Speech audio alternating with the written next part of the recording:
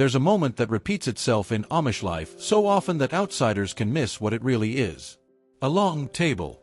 Quiet hands. Food passed from person to person. No rushing. No screens. No one eating alone in the car. And if you look closely, the meal is doing something far bigger than feeding people. Because in Amish life, eating together is not just a habit. It is a system, a ritual, a form of memory. And in some ways, it may be one of the strongest forces holding the entire community together. For many outsiders, Amish meals are easy to romanticize. Fresh bread, jars of pickles, roast chicken, pie cooling somewhere in the kitchen. And yes, food matters. It matters a lot. But if we stop there, we miss the point. What makes Amish meals so important is not simply what is on the table. It is what the table is doing. It is slowing time down. It is reinforcing family order. It is passing faith, language, and custom from one generation to the next.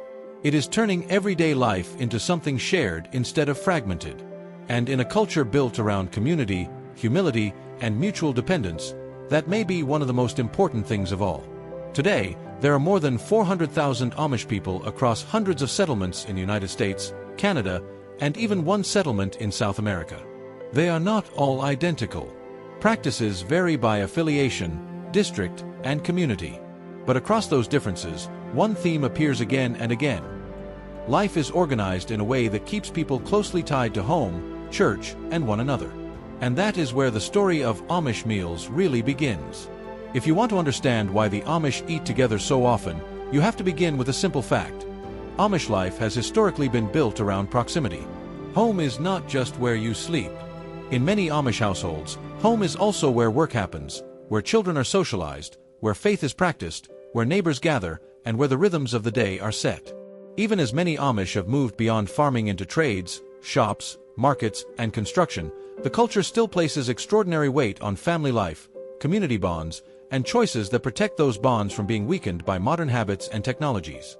Penn State notes that Amish communities often avoid technologies they believe would take away from the value of family and community, and that their communities remain intensely relationship-based. That one point changes almost everything. In a lot of modern societies, meals have been pushed to the edges of life. Breakfast becomes optional. Lunch becomes private. Dinner gets delayed, scattered, or replaced by convenience. People work in different places, keep different schedules, and often eat while doing something else. But in Amish life, the meal is still allowed to be the meal. It has not been fully conquered by speed. Amish America, describing where Amish meals happen, argues that the bulk of Amish meals are still eaten at home, often far more than in the average non-Amish household. That is partly because many families still live in more home-centered work patterns, and partly because the culture continues to treat the household as the center of everyday life. Even the food system itself encourages that closeness. An Ohio State cultural guide notes that many Amish families keep kitchen gardens, raise crops, can food, and prefer simpler staples, with food habits shaped by the norms of their church order. And when food is grown, preserved, cooked, and served close to home, the meal stops being a detached event. It becomes part of a larger chain of shared labor. Someone planted, someone harvested, someone canned, someone baked, someone carried the dish in. The meal becomes visible evidence that family life is something people build together. But that was only part of the story. Because the Amish meal is not just frequent. It is structured. Accounts of Amish family dining describe a table with a quiet seriousness to it. Everyone waits until all are seated. There is silent prayer. Food is placed on the table and passed around rather than individually plated in a highly customized way. And even ordinary meals can move with purpose, especially when the workday is waiting outside. One observer familiar with multiple Amish households described the pattern as 3 daily meals taken together, with silence before the meal, minimal getting up once everyone is seated, and a strong expectation that the table functions as a shared event rather than a loose collection of individuals eating side by side. That may sound small. It isn't. Because structure sends a message. It tells children that meals are not interruptions to life. Meals are part of life. It tells adults that nourishment is collective. It teaches patience, timing, and awareness of others. It creates a repeated social script. We gather, we pause, we give thanks, we eat together, and then we return to work or duty. In a culture that places a high value on humility, obedience, and yielding oneself to something greater than the individual, even the table becomes a classroom. And this is where things begin to get more interesting. Because if the family meal is the daily anchor, the church meal may be the clearest window into what Amish food is really doing. Many Amish communities hold church every other Sunday, not in a dedicated church building, but in homes. A church district often includes around 25 to 35 families, and the host rotates through the district. Benches are brought in by wagon, used for the service, and then converted into tables afterward for a fellowship meal. The service itself can last around 3 hours. Then, after worship, the entire space is transformed into a place to eat. Think about what that means. The same benches hold bodies in prayer and bodies at lunch. The same home becomes sanctuary and dining room. Worship does not end and then give way to real life. It flows directly into eating together. That transition says something profound. Fellowship is not separate from faith. It is one of the forms faith takes. The after-church meal is usually simple. Bread, jam, red beets, pickles, cheese, coffee, and other plain foods are common. In some communities, there are meats, bean soup, pie, cheese spread, and the famous peanut butter spread associated with church lunches. It is not meant to impress outsiders. It is meant to feed the gathered body and extend the social life of the congregation. And that social life matters. Penn State's Guide to Working with Amish Growers includes a revealing line from an Amish woman who said of a crop pest, "The preacher didn't talk about it in church, but everyone else did." The point was that information moved through conversation after services and during meals. In other words, the church meal is not just lunch.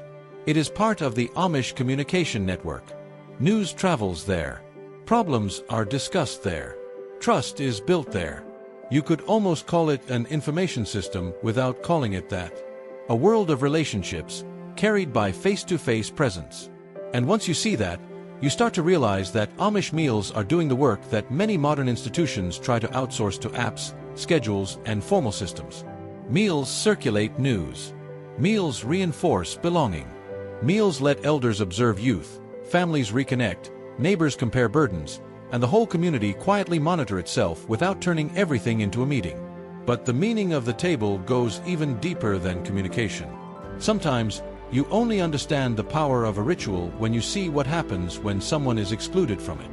The Young Center's explanation of church discipline notes that in Amish shunning practices, members may not sit with excommunicated people during meals.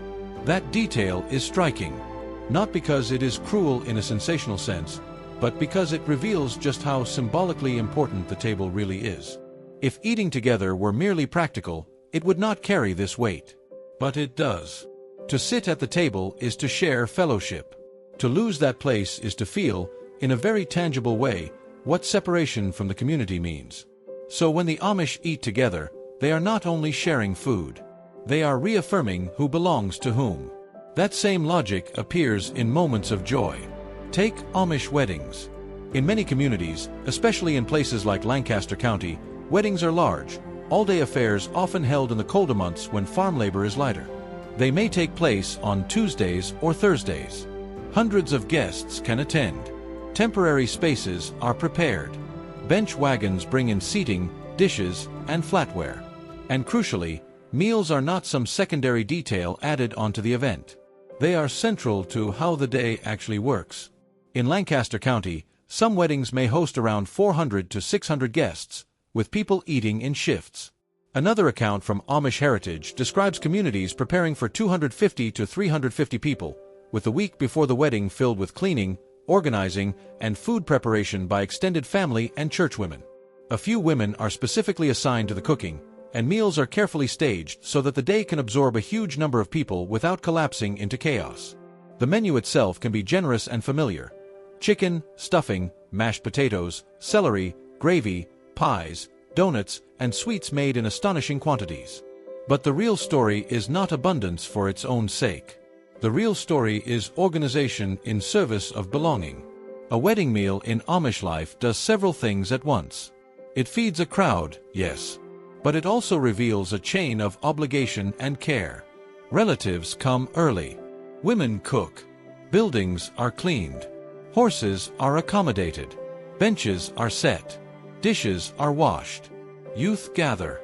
Married couples are served in one order, younger people in another. The entire event becomes a living demonstration that marriage is not simply a bond between two individuals.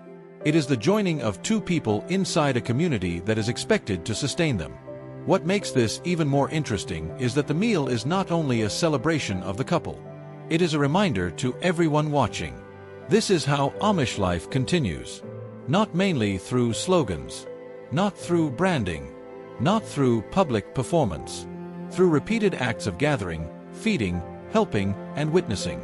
The wedding meal is a lesson disguised as hospitality. And then there are the meals that appear not at weddings, but at work. Or rather, at shared labor. The Amish barn raising is one of the most recognized images in Amish life, but it is often misunderstood as a charming relic from another era.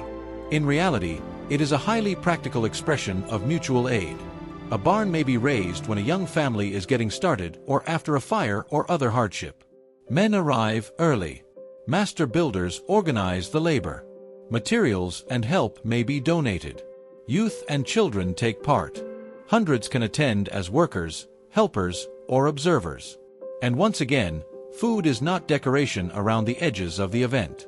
Women's labor in preparing meals is part of what makes the whole thing possible. While men frame and raise the structure, women feed the workers, transforming cooking into another form of construction. The barn is built in wood and labor, but also in bread, meat, coffee, pies, and whatever else keeps the workers going. This matters because it shows that Amish meals are often a form of mutual aid in disguise. When the community feeds you, it is also carrying you. That same pattern appears in times of grief. The Young Center notes that when someone dies, the community springs into action. Family and friends take over farm, business, and household chores. Funeral arrangements involve food preparation, seating, and the logistics of hosting a large number of people and horses. Several hundred guests may attend. And after burial, close friends and family return to the home for a meal. That quiet meal after a funeral may be one of the clearest examples of what Amish meals really mean. It is not festive. It is not performative. It does not fix the loss. But it refuses to let grief become solitary. The bereaved family does not have to invent support from scratch. Support arrives in the old forms: hands at work, bodies in the room, food on the table. That is the deeper logic of Amish life. Community is not only an ideal. It is a practiced habit. And meals are one of the most repeatable ways that habit survives. Now, at this point, it might be tempting to turn this into a simplistic contrast. The Amish eat together, therefore they are more authentic. Modern people do not, therefore something is broken. But that would flatten the story and turn living people into symbols. The Amish are not a fantasy. Their world includes hardship, hierarchy, discipline, pressure, and change. Communities differ. Younger generations negotiate continuity in different ways. Economic life has shifted dramatically in many settlements as more Amish men work in factories, construction, furniture shops, and businesses rather than exclusively on family farms. That shift can mean more meals packed in lunch pails or eaten away from home than in the past. So the story is not that Amish life is frozen. The story is that even as it changes, the meal still resists becoming meaningless. That resistance comes from values deeper than cuisine. The Young Center describes the core Amish ideal with the word gelassenheit, a kind of yielding of the self, humility, contentment, and submission to God and community rather than bold individualism. In that framework, everyday life is not organized around maximizing personal preference at every moment. It is organized around faithfulness, order, and the well-being of the group. And what is a shared meal, if not the opposite of radical individualism? At a common table, you do not endlessly optimize. You do not perform your uniqueness in every bite. You eat what is served, when it is served, with the people who are there. You adjust yourself to others. You wait. You pass. You make room. You listen. You accept being one person inside a larger pattern. That may be why Amish meals feel so different to outsiders, even when the food itself looks familiar. What people are sensing is not only homemade food. They are sensing a different philosophy of personhood. In modern life, meals are often treated as private consumption. In Amish life, meals still operate as public belonging, even when they happen in a private home. A child learning to bow their head. A father clearing his throat to end silent prayer. A mother setting the dishes. A group of church members turning benches into tables. Women preparing food for a wedding at dawn. Neighbors feeding workers at a barn raising. Friends returning from a burial to sit together in the house of the grieving. These are not disconnected scenes. They are one pattern repeated in different emotional keys. And maybe that is the real answer to the question. Why do the Amish eat together so often? Because the meal is one of the simplest technologies of community they have. It requires no electricity, no algorithm, no formal speech, no special stage, only repetition, intention, and the belief that life should be shared at close range. The Amish meal says, we are still here. We are still tied to one another. We still know who cooked this, who sat here yesterday, who needs help, who is growing up, who is grieving, who just got married, who is carrying too much, and who belongs at this table. And in a world where many people feel overconnected digitally but underconnected in real life, that message lands with unusual force. Not because the Amish have solved everything, but because they have preserved something many modern societies have made strangely fragile, the ordinary act of gathering on purpose. So no, Amish meals are not really about nostalgia. They are about structure, presence, obligation, memory, faith, and the quiet discipline of making room for one another again and again, until the practice itself becomes culture. In the end, that may be what those meals really mean. Not simply, we eat together, but we remain together. If you enjoyed this documentary, subscribe for more thoughtful stories on hidden cultures, everyday rituals, and the traditions that shape how people live. And if you want, tell us in the comments, what does eating together mean in your world?